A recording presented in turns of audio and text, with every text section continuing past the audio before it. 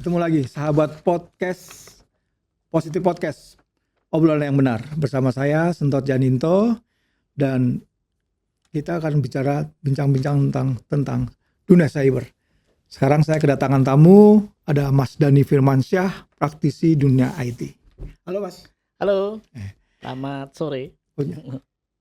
Oke, selamat sore Mas. Ini ceritanya dunia IT ini sekarang marak nih Pak ya. Sekarang sedikit-sedikit IT, wah. Yang di dunia pekerjaan juga bidang IT laku keras nih Pak. Oh iya. Nah, perkembangan dunia IT di Indonesia bagaimana nih Pak? Ya, menarik loh ya. Iya. Sekarang kalau kita lihat hampir semua hal itu selalu tidak bisa melepaskan diri dengan IT ya. Oke. Internet aja kita tiap hari sekarang udah pegang handphone ya. Tiap hari buka media sosial, tiap hari buka berita kan gitu kan. Nonton TikTok juga Pak. Ya, buka TikTok juga, joget-joget gitu ya. Ya, apalagi udah seperti itu, dan masyarakat kayaknya udah susah untuk melepaskan diri dari teknologi ya, dengan IT. Nah, apalagi kita juga bisa lihat ya, namanya teknologi sekarang ini perkembangannya sangat cepat sekali. Jadi mungkin kita yang ngikutin dibandingkan dengan 10 tahun yang lalu dengan sekarang, itu lompatan teknologinya udah cukup hebat. Sehingga kadang kalau kita tidak menyempatkan diri untuk mengikuti perkembangan teknologi yang ada, itu menjadi ketinggalan kan gitu kan. Apalagi kita tahu nih, perusahaan-perusahaan IT sekarang yang basisnya awalnya dari garasi, dari perusahaan kecil, dari mungkin yang hanya 4x4 meter gitu ya, sudah menjadi perusahaan giant. Seperti kita tahu ada Gojek, ada Grab gitu ya, atau perusahaan-perusahaan startup yang lain gitu ya. Dan ini akan terus bertumbuh. Dengan adanya teknologi yang maju, terus kemudian pengguna juga makin banyak, peluang pekerjaan juga makin meningkat kan gitu ya. Sehingga ini akan menjadi tantangan baru ini buat yang muda-muda, terutama Gen Z gitu ya. Ya makanya sekarang kebanyakan anak Gen Z yang tertarik dunia IT kan. Ya. Istilahnya kerjanya malam yang pulang pagi. Mungkin jamnya kebalik gitu ya. Iya kebalik. Saya ngeliat seperti itu. Nge-game-nya malam, siangnya tidur. Banyak tuh Pak. Nah Pak, saya sering dengar gini Mas. Sekarang ada artificial intelligence, AI. Saya dengar itu Pak, dunia itu katanya kalau bisa kita bikin surat pakai itu ChatGPT segala macam. Bikin musik juga bisa pakai itu juga Pak. Nah, AI itu apa sih Pak? AI itu kan kalau kita lihat dari kepanjangannya gitu ya. Artificial intelligence, kecerdasan buatan. Dulu mungkin kita tidak terlalu mengenal ya AI ya. Mungkin mendefinisikan AI pun juga mungkin masih bingung gitu. Ini makhluk apa kan gitu kan. Ya kemudian ketika kita tahu contoh-contoh muncul nih kayak barang-barang jadilah ya. Ada ChatGPT gitu ya, atau Synthesia, atau mungkin platform-platform multimedia yang generatif yang lain. Itu mereka menjadi semakin mengerti, oh ternyata AI itu bisa membantu kita di pekerjaan yang tiap hari kita jalanin gitu ya. Bikin materi secara otomatis, membuka topik yang mungkin kita bingung nih, mau bikin materi presentasi besok mau ngajarin apa gitu ya. Kita tinggal memerintahkan AI sudah membangunkan nih, menyusun materi-materi buat kita ngajar kan gitu ya. Terus kemudian di sisi lain juga orang mungkin sekarang sudah mulai tertarik ya AI untuk bikin musik. Jadi orang udah nggak perlu ngerti bagaimana cara main gitar, main keyboard, main drum gitu ya. Mengarang lagu yang indah. Gitu ya. Dan mereka sudah langsung memerintahkan AI, tolong saya buatkan musik dengan genrenya pop misalnya gitu. Dan itu udah langsung lagu sedih gitu Pak ya. Menyusun sendiri. Dan ini di satu sisi menarik sih. Walaupun nanti juga kita akan bahas ya bagaimana AI itu mempengaruhi kehidupan sosial masyarakat kita ya. Apa positifnya, apa negatifnya gitu. Nah, di Indonesia ini AI ini kepake nggak sih Pak? Banyak yang memanfaatin nggak sih Pak? Kalau saya lihat sih banyak ya. Walaupun mungkin tidak 100% ya. Mungkin namanya kita baru kenal teknologi baru gitu ya. Mereka mungkin baru nyoba-nyoba dulu nih gitu ya. Nyoba-nyoba ini apa sih ini gitu ya. Nyoba ChatGPT dulu, nyoba mungkin kayak Synthesia yang buat generatif video gitu ya. Bisa bikin konten video multimedia, atau mau nyoba platform untuk musik gitu ya. Untuk mencoba-coba dulu nih.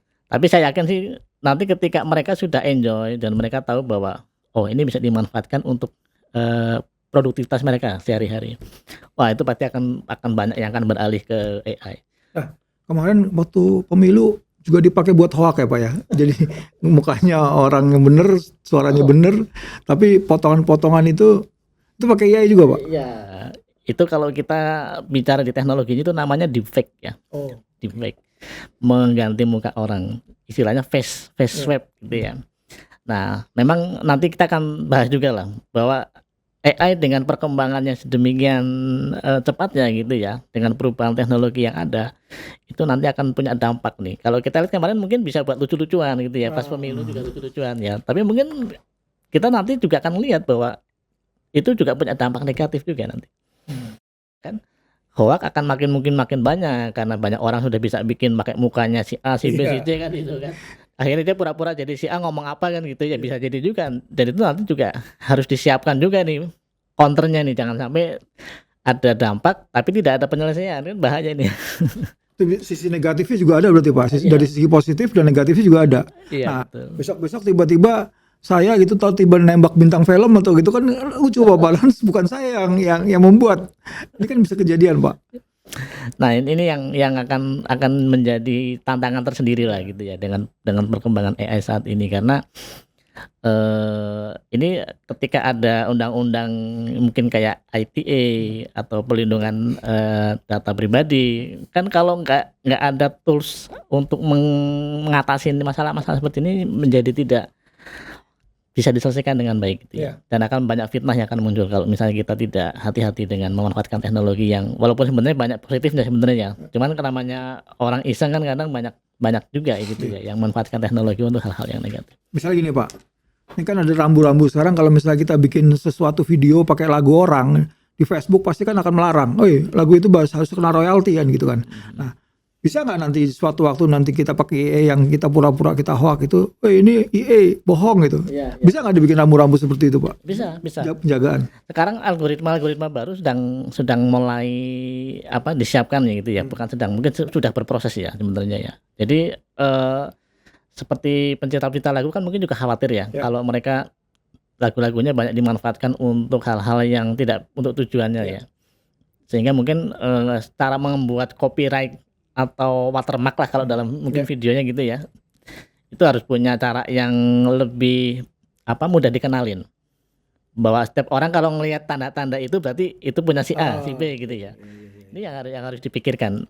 Nah, industri begini kan nanti munculnya kan belakangan nih, setelah teknologi demikian cepatnya ada case-case baru tuh mulai merapikan. Biasanya begitu. Jangan sampai kebakaran jenggot Pak ya, tiba-tiba semua sektor pakai IE, nanti kita yang kalang kabut sendiri. Ini mana yang benar, mana yang salah kan. Betul. Jadinya gak karu-karuan Pak. Nah, pemanfaatan AI untuk keamanan cyber. Nah, ini bisa nggak nih Pak? Ya, sangat bisa sekali ya. Kalau kita bicara di keamanan cyber ini, mungkin beberapa yang di industri tersebut ya, itu sudah mengenalin lah bagaimana membedakan serangan dan bukan serangan gitu ya. Kalau kita tahu ada malware, ada virus gitu ya, ada bentuk-bentuk yang serangan yang mungkin dari luar kita tidak bisa deteksi gitu ya. Dengan adanya AI itu menjadi sangat mungkin untuk kita bisa mendeteksi lebih awal. Seandainya misalnya ada serangan yang awalnya tidak teridentifikasi sebagai bentuk serangan tertentu gitu ya, sehingga ketika AI dikombinasikan dengan data-data sebelumnya untuk mempelajari, mentrain jenis serangan-serangan yang sudah pernah terjadi, itu akan menjadi mungkin buat kita untuk mendeteksi serangan-serangan baru yang awalnya mungkin tidak teridentifikasi, bisa diidentifikasi lebih awal gitu ya. Caranya gimana? Dengan membuat sistem AI ini cerdas untuk mengetahui serangan-serangan yang polanya mungkin dirubah. Ya misalnya gini lah, kalau kita punya web terus diserang di aplikasi web, terus kemudian kita kasih pengaman misalnya bentuknya firewall. Nah, ketika misalnya serangan ini makin melebar, makin menggunakan teknologi yang makin bagus gitu ya, mungkin dia akan punya cara bagaimana bisa melewatin filter-filter seperti firewall tadi. Nah, tugasnya AI adalah mempelajarin anomali-anomali yang mungkin dirubah. Kebiasaan. Iya, biasanya gini. Biasanya diserangnya pakai mesin. Ini AI membantu si penyerang ini menyerang sebuah aplikasi di web seolah-olah seperti manusia mengakses web, sehingga tidak kelihatan. Padahal sebenarnya itu dia membawa paket-paket untuk melakukan penyerangan sehingga web itu mungkin terganggu. Database-nya bisa dihapus atau database-nya mungkin aplikasinya mungkin bisa tidak menjadi berjalan normal gara-gara serangan-serangan tersebut gitu. Wah, bisa dimanfaatkan dua ini juga Pak ya? Bisa. Yang positif buat keamanan cyber. Bisa sekali. Dan mungkin seperti operator-operator di operation center gitu ya. Kan ada yang namanya SOC ya, Security Operation Center itu biasanya mereka selalu dibekalin dengan pengetahuan cyber security. Ada kalanya mereka itu mungkin ada gap. Anggaplah begini, mungkin ada orang yang tahu, ada yang nggak tahu. Ada orang yang sudah punya pengalaman puluhan tahun, tapi ada anak yang mungkin setahun 2 tahun dia ngerti soal dunia cyber security. AI itu menjembatani nih pengetahuan mereka yang mungkin ada gap tadi supaya bisa ngetrennya bukan secara mesin saja, tapi juga operator ini dikasih tahu, oh kalau pakai model serangan ini berarti ini tipenya ini mungkin destruktif, mungkin severity-nya masih medium, atau mungkin ini hanya sekedar nyenggol aja tapi nggak sampai jatuh misalnya gitu kan. Sangat mungkin begitu. Makanya kalau misalnya nanti operator dengan AI ini saling bersinergi gitu ya, itu gap-gap tadi mungkin akan lebih berkurang gitu ya. Nah Pak, itu kan segi positifnya. Ya.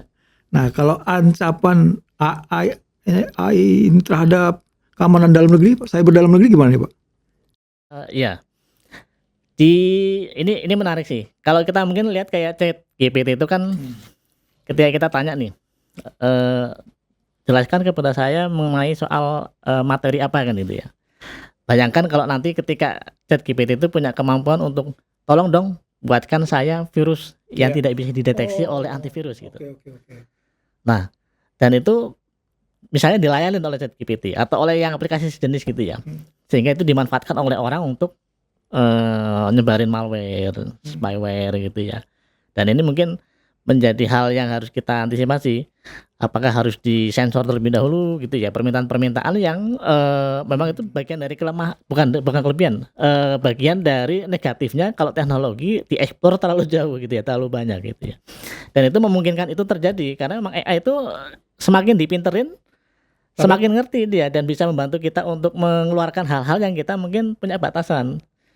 Tidak tahu tentang misalnya cara bikin virus, ya kan? Karena banyak coder-coder atau programmer memasukkan contoh-contoh kode, dia ngerti.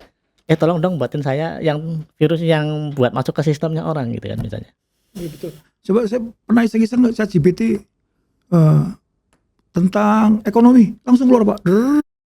Ya. Bisa jadi tuh Pak, tentang virus keluar semua tentang virus nanti Pak. Cara bikin virus, cara bikin malware misalnya gitu, cara ngehack orang gitu kan. Pasti kan jawab dia. Kasih tahu saya cara misalnya ngehack sistemnya si A gitu, si B gitu. Karena dia punya database yang makin banyak tiap hari kan orang selalu menanyakan ke ChatGPT. Sehingga ketika ChatGPT tidak tahu jawabannya, dia akan mengarsip pertanyaan itu terus kemudian dia akan olah ke database-nya dia. Sehingga nanti engine-nya akan makin kaya gitu. Dan ini kalau yang di-input datanya adalah data-data kedaulatan kita. Misalnya nih, ketika di-input data soal keluarga kita, family kita, alamatnya kita. Contoh saya nanya profilnya gini lah, Pak coba ChatGPT tolong bukakan profil mengenai Pak siapa gitu ya, Pak Prabowo misalnya gitu ya. Terus dia menjabarkan nih silsilah family-nya, sejarah kelahiran dia, perjuangan dia segala macam. Nah, ketika ini dikembangkan untuk mengisi materi-materi yang lain, entah itu mungkin terkait dengan data-data rahasia, misalnya jumlah kapal, persenjataan kita, terus kemudian jumlah peluru kendali kita segala macam, itu nanti tidak sadar kita terekspos gitu ya. Padahal awalnya itu mungkin kita cuma mau masukin materi-materi untuk kepentingan kita di institusi misalnya gitu. Institusi butuh materi-materi bagaimana dia mengumpulkan data-data untuk menjabarkan kepimpinan misalnya. Hari ini saya mau presentasi soal alutsista milik TNI. Nah, mau nggak mau kan data dimasukin tuh. Nah, ketika itu keluar menjadi satu materi presentasi, kita sudah lupa tadi sebelumnya bahwa kita memasukkan data-data yang kredensial gitu ya, yang sebenarnya nggak boleh diketahui oleh AI Iya. gitu. Sementara ini kayak ChatGPT atau sejenisnya dengan itu kan publik ya, semua orang bisa mengakses gitu. Jadi kemungkinan ada krunya yang iseng gitu Pak ya. Ya, ini data ini, dia ngomong data apa keluar semua yang dicatat sama AI. Wah, bahaya juga Pak.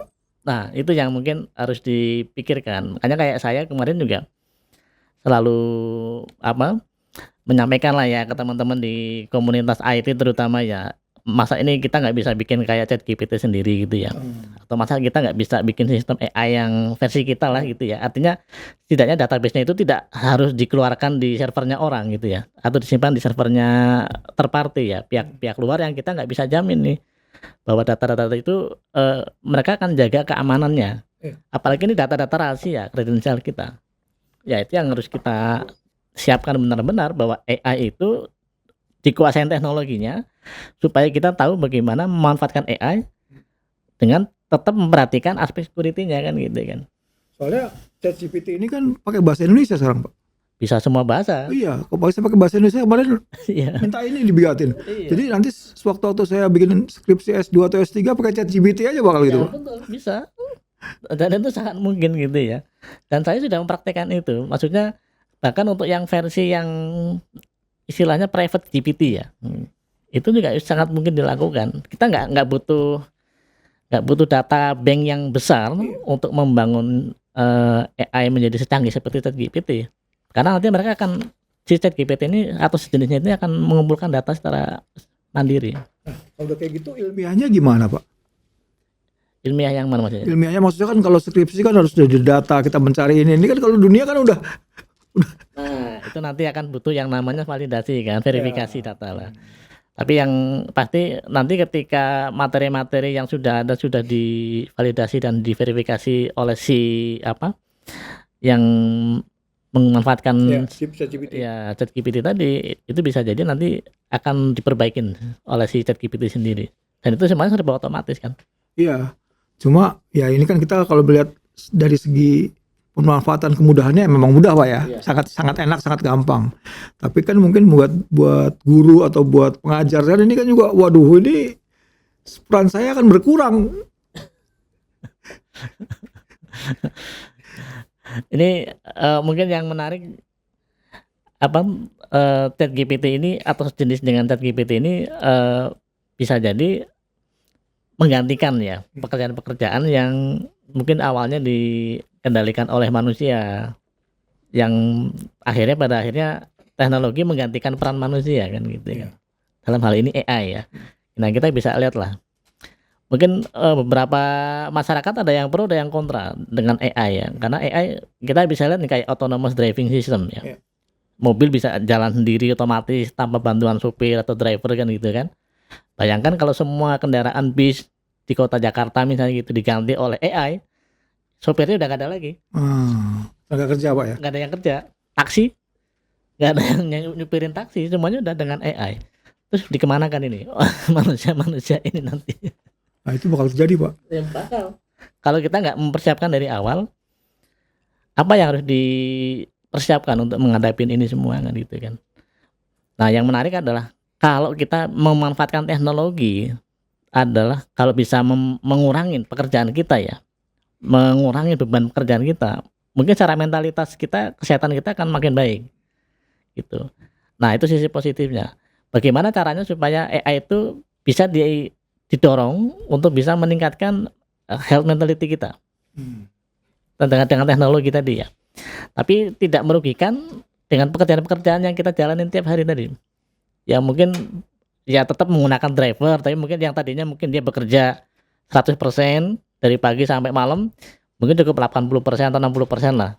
Karena mungkin kalau yang namanya AI untuk driving kendaraan itu ya tidak 100% dia sempurna lah ya. Sempurna, ada kalanya mungkin agak nabrak dikit kan itu kan. Nah, tetap ada harus dikontrol gitu ya.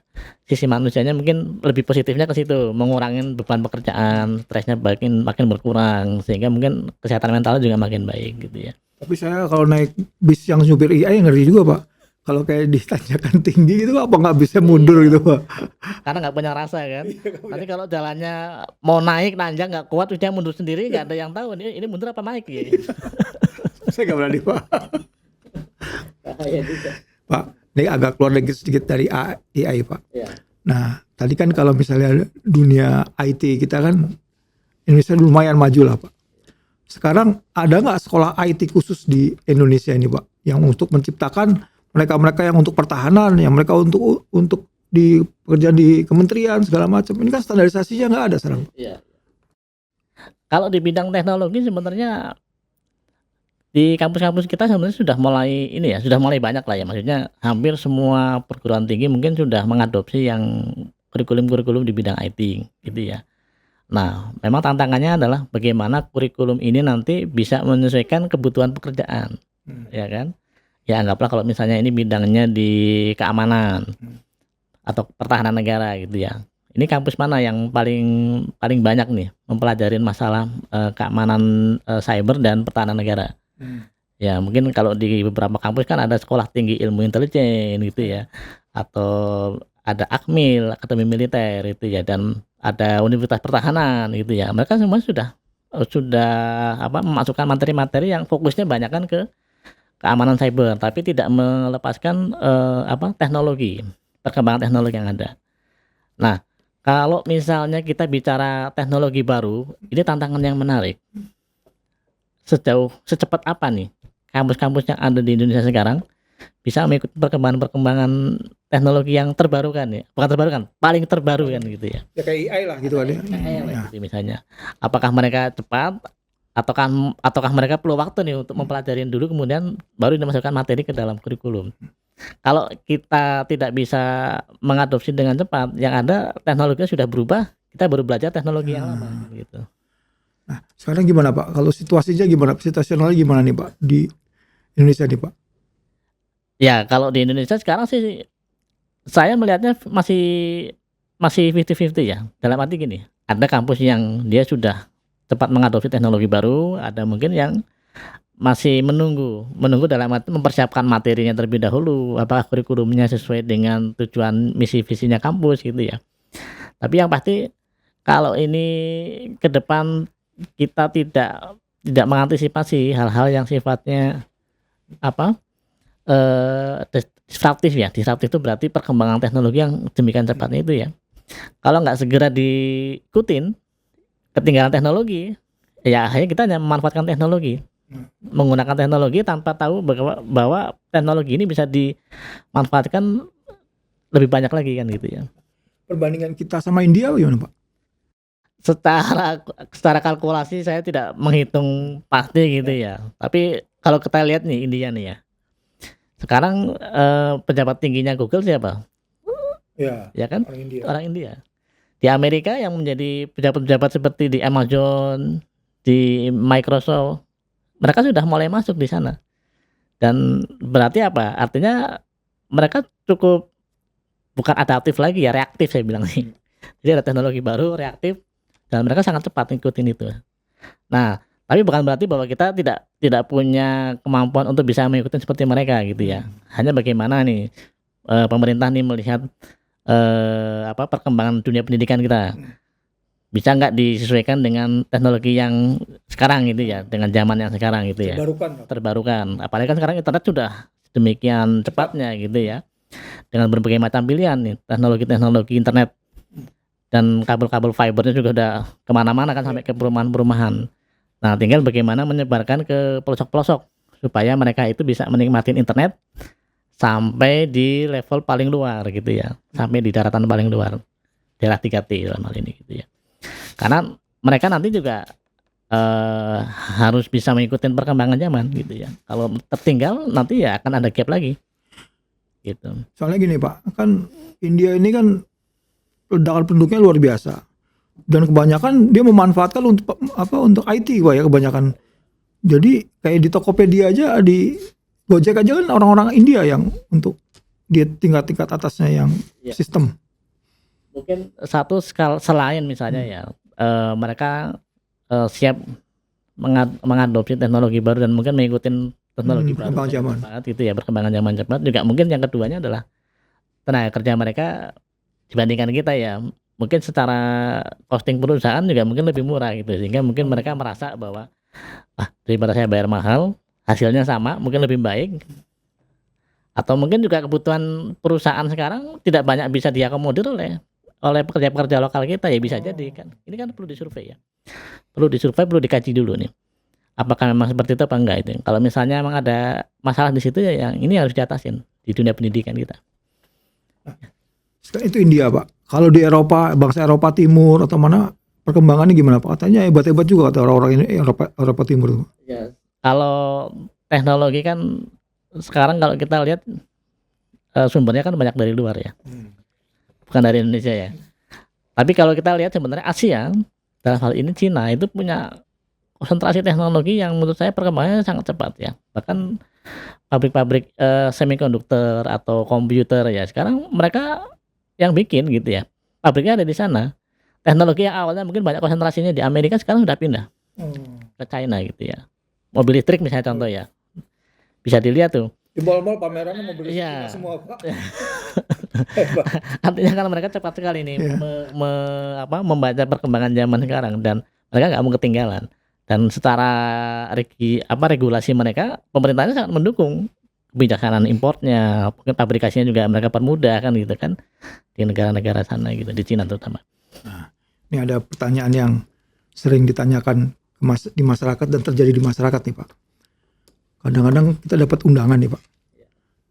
Ada tulisan APK. Kalau dibuka, katanya uang kita hilang semua gitu. Ini sebenarnya gimana Pak? Nah, mumpung ada pakar IT kan. Kita itu masyarakat kita mungkin terlalu baik kali ya. Jadi ketika dia dapat undangan, rasanya kan seperti mendapatkan sesuatu yang welcome banget gitu ya. Sehingga banyak masyarakat kita itu yang tanpa mikir panjang. Dapat undangan ya dia pasti buka, dia baca kan gitu ya. Nggak taunya ternyata ini APK-nya Virus. ada spyware-nya kan gitu ya. Atau yang buat ngebaca, memata-matain mereka nih. Rekeningnya kah gitu ya. Atau kontak-kontak yang ada di handphonenya mereka kah gitu ya. Atau aktivitas mereka sehari-hari dengan handphonenya gitu ya. Sehingga ini bisa dimanfaatkan oleh para penjahat-penjahat cyber ini untuk diambil uangnya gitu ya. Atau dengan social engineering, dia bilang, ini anak kamu sedang kecelakaan. Saya butuh duit ini untuk mengobatin anak kamu di rumah sakit gitu misalnya. Ya dengan sedikit social engineering begitu, karena mungkin orang tuanya khawatir ya otomatis dia tidak mau harus melakukan transfer segala macam gitu ya. Yang hal-hal seperti itulah. Jadi kalau dari aspek keamanan sebenarnya mungkin awareness itu sudah dibangun oleh teman-teman di lembaga-lembaga yang memang bidangnya di cyber security ya, untuk selalu mengingatkan. Bahkan media-media sekarang juga udah banyak nih membuat berita-berita tentang menjelaskan lah tentang undangan APK ini apa, terus bahayanya apa, dampaknya kemana.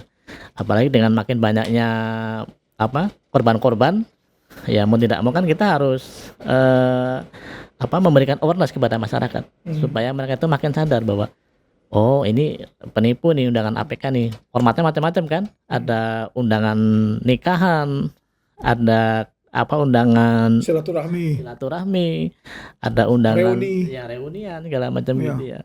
Dan banyak variasi-variasi kayak gitulah. Walaupun mungkin udah dirubah-rubah nih formatnya, bukan undangan, tapi mungkin ada informasi lain yang membuat orang tertarik untuk klik lah. Jadi APK ini yang perlu digarisbawain Pak ya, buat masyarakat ya, bahwa ini itu APK itu exe kalau nggak salah Pak ya, komputer ya. Kalau di Windows itu mungkin exe gitu ya. Jadi exe ini apa aja masuk kemana aja ya, apa aja dalamnya gitu kan Pak. Ya seperti kita install aplikasi pada umumnya kan, install WhatsApp, install Facebook kan gitu segala macamnya lah. Tapi kan kalau masyarakat tahu ya, harusnya mereka tuh tidak terpancing untuk ikutin maunya si penjahat cyber ini. Tapi mungkin bisa memvalidasi dulu di Play Store-nya ada nggak sih? Ini aplikasi dikirimnya lewat settingan gitu ya, lewat aplikasi WhatsApp gitu ya. Nah kalau misalnya di Play Store tidak ada ya kemungkinan ini bukan aplikasi yang benar gitu ya, bukan aplikasi yang valid itu. Ini banyak sekali kejadian Pak. Kemarin teman saya juga gara-gara itu ganti, dia lapor ke salah satu provider, Pak ini gini, ya Ibu hapus saya semuanya katanya. Berarti nggak ada penyelesaian dari providernya Pak. Harusnya kan kayak salah satu provider, oke Bu, kalau masalah kayak gitu, ini kita barrier seperti ini gitu. Ini nggak ada Pak. Provider kayaknya juga kebingungan sendiri Pak. Ya ini aspek pertanggungjawabannya kan jadi memang serba salah ya. Karena gini, yang jadi korban ketika dia tidak sadar bahwa uangnya itu diambil, dia mengadu ke bank nih misalnya. Pak, ini duit saya hilang nih, tapi saya dicuri nih. Karena ini bukan saya yang melakukan transaksi, tapi dicuri gitu ya. Tapi itu nggak diganti bank loh Pak. Nggak diganti bank karena dianggap transaksi sah kan? Iya. Dianggap menggunakan akunnya dia, melakukan transfer dengan cara yang legal, versi dari sistemnya si perbankan ini, ditransfer ke tujuan. Iya. Dan itu tidak menjadi insiden kalau buat bank gitu. Iya. Nah ini yang mungkin kita harus, nggak tahu ini apakah nanti BI dalam hal ini sebagai penanggung jawab bank gitu ya, sebagai bank sentral ini punya solusi lah gitu ya untuk mengatasi kerugian masyarakat akibat ini nih. Nah di sini kan provider Pak, dia kan pakai kartu apa nih? Harusnya provider juga bertanggung jawab. Wah itu benar bahwa itu dihack. Nah ini kan harus rambu seperti itu Pak. Pada saat si pelaku ini melakukan kejahatan itu kan mungkin tidak menggunakan IP orisinil ya, bukan IP asli. Sehingga ketika misalnya kebaca dari negara A, negara B, negara C, itu menjadi hal yang berbeda kalau di kacamata hukum. Ya kan, kalau misalnya dibaca sebagai aplikasi dari negara tertentu misalnya, bagaimana cara si aparat ini menginvestigasi ke negara tersebut? Sementara cash atau bukti-buktinya itu juga tidak banyak yang bisa dikolek oleh mereka. Wah, menarik sekali Pak. Ini kalau ngomong masalah IT bisa 2 hari 2 malam Pak ya. Karena nggak ada habisnya, dunia tanpa batas. Dan terlalu banyak disruptifnya gitu ya. Dan sudah sampai ke masyarakat dengan sangat cepat perkembangannya gitu ya. Mas ini kita kapan-kapan kita terusin lagi ya Mas ya. Oh, siap. Nanti kita pakai yang lebih, karena dunia ini cepat sekali teknologinya, nanti kita juga percepatannya cepat lagi Pak. Di versi keduanya Pak. Ya mungkin kan suaranya dipercepat itu ya. Oke Mas Dadi. Terima kasih Mas Dadi. Sama-sama. Nanti lain waktu kita lanjutkan bincang-bincangnya lagi Mas. Oke. Baiklah Sobat Positif Podcast. Demikianlah bincang-bincang kita dengan narasumber Dhani Firmansyah sebagai pakar IT. Semoga bincang-bincang kita bermanfaat bagi kita semua. Positif Podcast, obrolan yang benar.